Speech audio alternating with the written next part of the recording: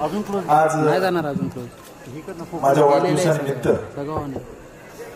माळशिरस तालुक्याच्या कानाकोपऱ्यातून कोथळे कारंडेपासून संगमपर्यंत आणि शिंदेवाडीपासून दसूरपर्यंत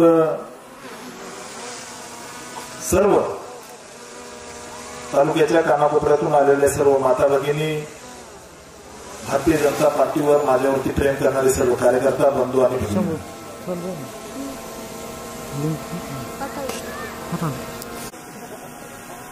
पण अंगामध्ये जी रग होती गोरगरिबासाठी काम करणं, आपण ज्या परिवारातून आलोय, ज्या परिस्थितीतून आलोय, त्या परिस्थितीतून ही जनता जाती आहे. या जनतेला आधार देण्यासाठी आपल्याला भारतीय जनता पार्टीने या ठिकाणी पाठवलंय आणि त्याच भावनेने आपण काम केलं पाहिजे. कारण पार्टीशी गद्दारी ही राम सातपुतेच्या रक्तात कधीच नाही. कारण ज्या पार्टीने मला इथपर्यंत आणलं, एका सामान्य परिवारातून जन्माला आलो, कार्यकर्ता संघर्षाने इथपर्यंत ज्या संस्काराने घडलो, तो माझा संस्कार सांगतो की गोरगरिबासाठी काम केलं पाहिजे. बापू या ठिकाणी शरद बापू आहे किंवा बाकी सगळे नेते मंडळी, एखादा गरीब सामान्य व्यक्ती माझ्याकडे आला आणि त्याचं काम मी माझ्या हातातलं किती महत्वाचं काम असलं तर त्या व्यक्तीचं काम अगोदर झालं पाहिजे, ही माझ्या मनामध्ये भावना असते. आणि आज आमदार जरी नसलो तरी रोजचा सकाळचा माझा 1 तास, संस्कृतीला माहिती आहे की रोजचा 1 तास आहे की माझे पेशंट पुणे मुंबईत ज्या ठिकाणी ऍडमिट आहेत त्याचं ऑपरेशन झालं का, त्याची जेवायची व्यवस्था आहे का, डॉक्टर कोण त्रास देतोय का, मी पैसे मागितले का हॉस्पिटलमध्ये, याच्यासाठी रोज माझा सकाळचा 1 तास असतो, रोज असतो. म्हणजे आताही 2-4 पेशंट ऍडमिट आहेत बापू. म्हणजे तुम्ही काल सांगितलेलं आपण जे रुबीला एक ऑपरेशन झालं, डोक्यामध्ये कपाळामध्ये एवढी गाठ होती, लहान मुलगी होती 13-14 वर्षाची, त्या मुलीचं ऑपरेशन झालं. त्यानंतर वाघमोडी म्हणून एक स्पाईनचं ऑपरेशन सह्याद्री हॉस्पिटलला झालं, ते रुबी हॉस्पिटलला झालं. दीनानाथमध्ये असे अनेक पेशंट, मुंबईमध्ये एक मळवलीचं जाधव म्हणून पेशंट आहे, त्याचं किडनी ट्रान्सप्लांटचं, असे अनेक पेशंटसाठी रोजचा सकाळचा 1 तास माझा मी गोरगरीब सामान्य जनतेसाठी, ज्यांची परिस्थिती अतिशय नाजूक आहे, अशा लोकांसाठी रोज 1 तास फॉलोअप घेतो. आणि पेशंटच्या नातेवाईकाला मी स्वतः फोन करतो. म्हणजे बऱ्याच जणांना वाटतं की इतके ऑपरेशन करतो, इतक्या गोरगरिबांची सेवा करतो, परंतु आपल्या विरोधी उमेदवारांनी आणि त्यांनी सुद्धा प्रयत्न केला की हे ऑपरेशन कसे करायचे, याची सिस्टीम काय, राम सातपुते ऑपरेशन कसं करतो, त्यांनी सिस्टीम लावायचा प्रयत्न केला. परंतु हे पीए कडून काम होत नाही. याला स्वतः आमदारांनी लक्ष घालून काम करून घ्यावं लागतं. आणि याच्यासाठी एक मोठी यंत्रणा मी आतापर्यंत कधी सांगितलं नाही, परंतु मुंबईमध्ये माझे 3-4 आरोग्य सेवक आहेत, पुण्यामध्ये माझे 3-4 आरोग्य सेवक आहेत. गोरगरिबाची एखाद्या राहायची व्यवस्था नसली तर ती पण आम्ही करतो. एखाद्याला गोळ्या औषधाला अडचण असेल, त्याची एक माझी ऊर्जा फाउंडेशन संस्कृती चालवते, ऊर्जा फाउंडेशनच्या माध्यमातून आम्ही सीएसआरच्या माध्यमातून मदत करतो. असं काही ना काही एक चांगलं काम, शाश्वत काम उभा करायचा प्रयत्न केला. नानांनी सांगितलं की नाही, तुम्ही एखादा कारखाना गुपचूप काढला का किंवा दूध संघ काढला का. राम सातपुतेने माणसं जोडायचा कारखाना मागच्या 5 वर्षामध्ये या तालुक्यामध्ये काढला आणि त्याची ही गर्दी आहे. आजही बापू तुम्ही बघाल किंवा मंचवरी गणेशराव तुम्ही बघाल की माझ्याकडे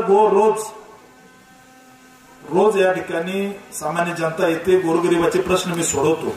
याचं कारण असं आहे की मनामध्ये संवेदना, गोरगरिबाची कामं झाली पाहिजे. आज तालुक्यातल्या लोकांना पश्चाताप होतोय की थोडक्यात रामभाऊ पडले, बरेच जण म्हणते दिवाच आपल्याला होता. हे लोकांमध्ये एकंदरीत हे असतं, परंतु आपण काम करणारे कार्यकर्ते. मी त्या विचारधारेतून आलेलो कार्यकर्ता आहे, राष्ट्रीय स्वयंसेवक संघाच्या आणि हिंदुत्वाच्या विचारधारेतून आलेलो कार्यकर्ता आहे. ज्या विचारधारेतून श्यामाप्रसाद मुखर्जी, पंडित दीनदयाळ उपाध्याय, ज्या विचारधारेतून उत्तमराव पाटील, ज्या विचारधारेतून गोपीनाथरावजी मुंडे साहेब, असे अनेक हिरे, प्रमोदजी महाजन, असे अनेक कार्यकर्ते घडले. मी मागे उदाहरण सांगितलं की एकदा राजस्थानची विधानसभेची निवडणूक होती आणि राजस्थान विधानसभेच्या निवडणुकीमध्ये हरियाणा आणि राजस्थान अशा 2-3 राज्याच्या निवडणुका सलग भारतीय जनता पार्टी हरली. आणि त्यावेळेस त्या ठिकाणी प्रमोदजी महाजन साहेब हे ज्यावेळेस जयपूरच्या एअरपोर्टवरती होते, विमानतळावरती, आणि विमानतळातून बाहेर आले, निवडणूक हरल्यानंतर तिथल्या कार्यकर्त्यांना भेटून वापस निघाले मुंबईच्या दिशेने, दिल्लीच्या दिशेने. त्या विमानतळावरती पत्रकारांनी त्यांना विचारलं, प्रमोद जी आप लगातार 3 चुनाव हारे हैं, फिर भी आपके चेहरे पर हार कुछ भी नहीं दिखती. आप भाई कौन सी चक्की का आटा खाते, तुम्ही कोणत्या गिरणीचं पीठ खाता नेमकं? तुमच्या चेहऱ्यावरती पराभव काय दिसत नाही किंवा हे काही दिसत नाही, अजिबात थकलेलं नाही, तुम्ही काम करत राहता. त्यावेळेस प्रमोदजी महाजनांचं उत्तर होतं कि हम हिंदुत्व की चक्की का आटा खाते हैं, हम भारतीय जनता पार्टी के कार्यकर्ते हैं, कभी थकते नहीं है. ही भारतीय जनता पार्टी आहे. या ठिकाणी हिंदुत्व म्हणजे काय, तर गोर गरीब सामान्य जनतेला आधार बनून उभं राहिलं पाहिजे. या ठिकाणी दुसऱ्या विस्थापित सामान्य जनतेचा लढा या तालुक्यामध्ये आपण सगळ्यांनी मिळून उभा करायचा आहे आणि त्याच्यासाठी आपण संघर्ष करतोय. राम सातपुतेने या तालुक्यामध्ये गोर गरीब सामान्य जनतेसाठी काम केलं. अनेक रस्ते आहेत. मी तालुक्यातला एक एक रस्ता त्या ठिकाणी कोण पाटे माझा की कोणत्या रस्त्याला मी किती निधी मंजूर करून आणला. म्हणजे अनेक रस्ते आहेत की तिथं डोंबाळवाडी गाव आहे, महादेव तस्कर आहेत ना आपले, महादेवराव डोंबाळवाडी. किती वर्ष झाला रस्ताच नव्हता. लोक पुरी देत नव्हती त्या गावामध्ये, अशी परिस्थिती. त्यांनी सांगितलं बरोबर महादेवराव की नोकरदार जरी असला तर पुरी देत नव्हते, कारण रस्ताच नव्हता गावाला. 9 कोटी रुपयाचा रस्ता आपण त्या ठिकाणी मुख्यमंत्री ग्राम सडक योजनेत बसवला. आमदार होण्याच्या अगोदर शब्द त्या गावाला दिला होता आणि तो पूर्ण केला. आज त्या ठिकाणी पोटातलं पाणी हलत नाही असा चांगला रस्ता झाला. अशा अनेक गावचे उदाहरण की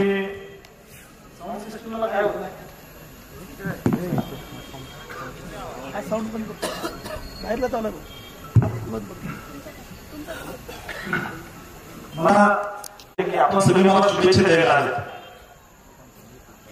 पण इतकी संख्या एकदा लगेच येत नाही. मलाही निमित्त बोलायचं, तुम्ही सगळे एक एक येऊन काम करून घेऊन जातात. त्याच्यामुळे कधीतरी सगळ्यांशी एकत्र बोललं पाहिजे म्हणून हा कार्यक्रम करायचे सगळे कार्यकर्त्यांनी ठेवलेला आहे. मित्रांनो, आपले कार्यक्रम आपले वाढ त्याची वहीचे पानं संपले की लोक आलेत. इतकी यादी झाली की वहीचे पानं संपलेत की कोण कोण लोक आलेत.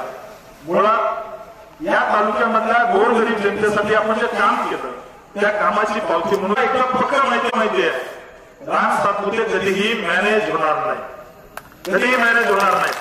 बिंदास राहा, महादेवाकडे तोंड आहे, कधीही मॅनेज होणार नाही. मी ज्यावेळेस लढतो त्यावेळेस ताकदीने लढतो.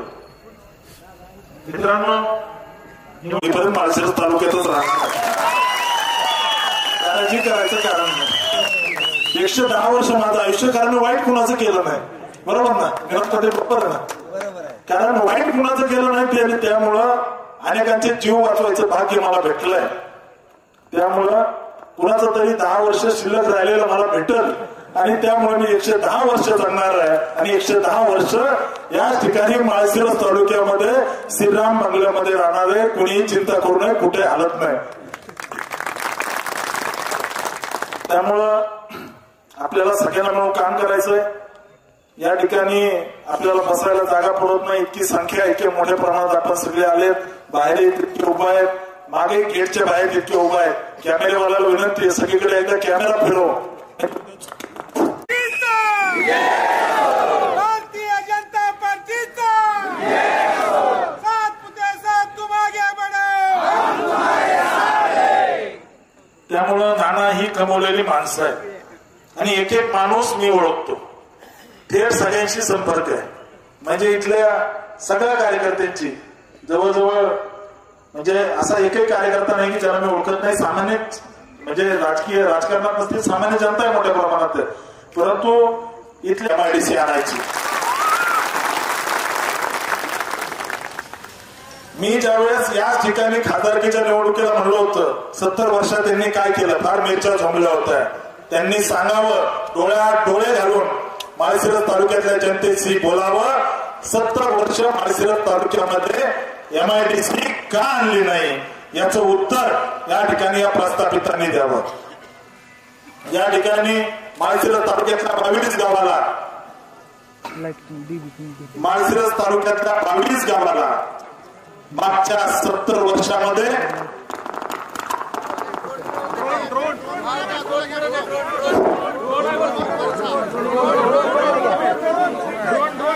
अरे ड्रोन साईडला घे, त्याच्यामुळे प्रॉब्लेम होतो का? रेंज कमी होती, आपली रेंज जात नाही, काळजी करू. ड्रोन साईडला घे आणि घेत. येतो आवाज? 70 वर्षामध्ये टेंभुर्णीला आणली. इकडे जयाभाऊनी त्या ठिकाणी मसवडला महाराष्ट्रातली म्हणजे ज्या 4-5 MIDC असतील इतकी मोठी MIDC मसवडला त्या ठिकाणी कॉरिडॉर आणलं. त्याचं काम आता लँड एक्विजिशनचं सुरू होईल. ही MIDC आली. फलटणला त्या ठिकाणी रामराजांनी आणि रणजितसिंह नाईक निंबाळकर साहेबांनी MIDC आणली. हिंदूराव नेत्यांनी त्या ठिकाणी MIDC आणली. पलीकडे मोहोळला आली. सगळ्या जिल्ह्यामध्ये MIDC आली. माळशिरस तालुक्यामध्ये 70 वर्षामध्ये यांनी MIDC आणली नाही. ही MIDC आपल्याला आणायची, तो आपला संकल्प आहे. माळशिरस तालुक्यातल्या 22 गावाला जे दुष्काळी आहे, ज्यांच्या पिढ्या दुष्काळात गेल्या, त्यांना पाणी पाजायचं पुण्य यांच्या हातात नव्हतं. ते पुण्य आपल्या सगळ्यांच्या हातून घडणार आहे. म्हणून माळशिरस तालुक्यातल्या 22 गावाला आपल्याला पाणी आणायचं. आपले अनेक कार्यकर्ते आहेत. मी भानुदासरावच्या घरी गेलो होतो त्यावेळेस म्हणजे आमच्या चांगलापुरीला पाणी कधी येईल आला का? म्हणलं मी आता 2-4-5 वर्ष आमदार झालो. त्यांनी 70 वर्ष केले, त्यांना विचारा. इतके वर्ष काय केलं त्यांना विचारा. त्यामुळे आपल्याला ह्या 22 गावाला पाणी आणायचं. माळशिरस तालुक्यामध्ये अनेक गावांचे प्रॉब्लेम आहेत. अनेक गावाला या ठिकाणी शेती महामंडळाच्या जमिनी आहेत, परंतु गावाला गावठाण नाहीये. गोरगरिबाला घरं भेटत नाही. जमीन नसल्यामुळे, घराला जागा नसल्यामुळे अनेकांना घरकुल भेटत नाही. या शेती महामंडळाच्या जागा आपल्याला ग्रामपंचायतला गावठाणासाठी मंजूर करून घ्यायच्यात. माळशिरस तालुक्यामध्ये छोटे छोटे जे प्रश्न आहेत हे सगळे प्रश्न आपल्याला सोडवायचे आहेत आणि येत्या काळामध्ये आपण सगळे निश्चित सोडवू. म्हणजे अनेकांचे प्रश्न छोटे छोटे व्यक्तिगत प्रश्न सोडवतो, परंतु आपल्याला या तालुक्यामध्ये शाश्वत काम उभा करायचं. आणि मी तुम्हाला शब्द दिलाय, तुमच्या मतांशी कधीही बेमानी करणार नाही. तुम्ही जो विश्वास टाकताय, एक सक्षम नेता म्हणून माझ्याकडे पाहताय, तुमच्याशी कधीही बेमानी करणार नाही, तुमचा विश्वासघात करणार नाही. जे काय असेल ते थेट जनतेला विचारून आपण संघर्ष करू. आणि मित्रांनो, आपल्यावर टीका कोण करतोय? आता आमदार झाले, त्यांनी काम केलं पाहिजे, आता नाव घ्यायची इच्छा नाही, परंतु काम केलं पाहिजे. परंतु खालच्या भाषेवरती ज्या जात आहेत मी त्याला उत्तर देणार नाही.